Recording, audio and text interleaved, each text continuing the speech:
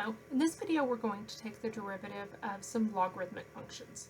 So in general, if we want to take the derivative with respect to x of the function log base a of x, that derivative is 1 over x times the natural log of a, the natural log of whatever that base is. That means that if we're dealing with our natural log function, there our base is e, and so we just get 1 over x because the natural log of e is equal to 1.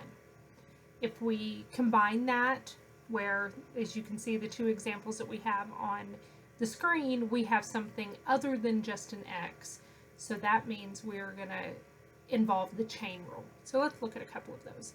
First one we have is the natural log of the absolute value 6x squared minus 5x. So this is a natural log function, so it's going to be just 1 over this part right here.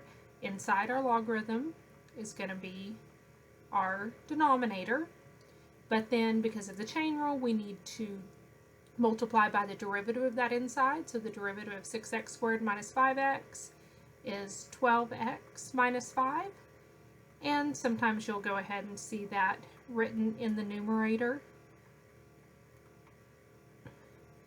This is in the form that we typically refer to as u prime over u. The derivative is in the numerator of the denominator, and that will come in handy when we start going backwards later on in the course. All right, our next example, we have log base 3 of x squared minus 4. So this one is not a natural log, so that means we're going to need to multiply by the natural log of our base 3 in the denominator. But other than that, it's the exact same process. These aren't equal. This is going to be our y prime.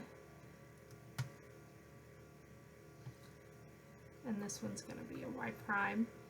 And so we get our denominator, x squared minus 4 times the natural log of 3. And then in the numerator, we're going to get the derivative of that inside function, in this case, the 2x. And then our last one we have is log of 7x. This log doesn't have a base given, so that means it's an understood log base 10. So this one's going to work very similar to the last one. We're going to do u prime over u. In this case, our u is going to be the inside function 7x.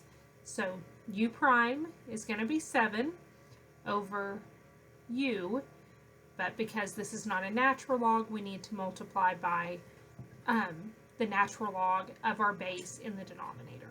So our y prime is going to be 7 over 7x, natural log of 10. We do have a common factor of 7 that we can divide out from the top and bottom there, so this will simplify to 1 over x times the natural log of 10.